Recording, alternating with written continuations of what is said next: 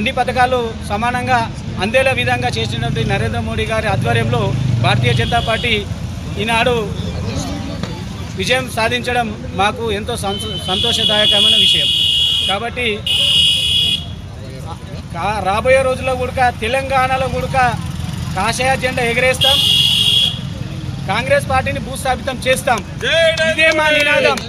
స్థానిక సంస్థలలో కూడా రేపు స్థానిక సంస్థలలో కూడా ఖచ్చితంగా కాంగ్రెస్ పార్టీని బీఆర్ఎస్ పార్టీని పొందబెడతాము.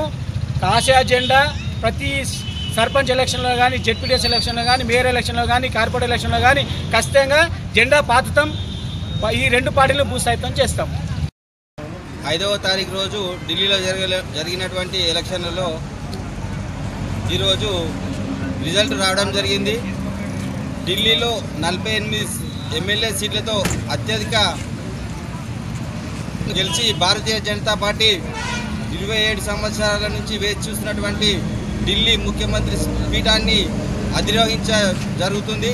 అలాగే రాబోయే స్థానిక తెలంగాణ ఎలక్షన్లలో కూడా భారతీయ జనతా పార్టీ విజయ దుందుబి మోగిస్తుందని ఈ పత్రికా ప్రకటన ద్వారా తెలియజేస్తున్నాం.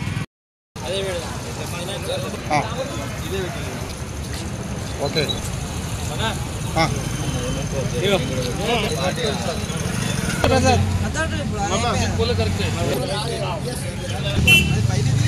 సెంచురీ ఇట్లా చేసినా ఎక్కువ మందికి వస్తుంది. రైట్. ఓకే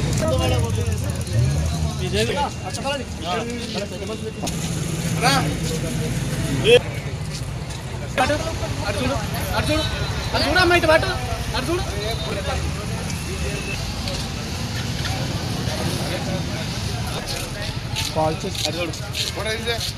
పిల్లబ్బరు మనిషి ఉంది.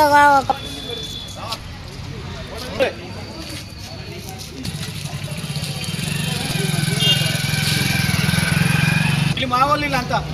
Okay right.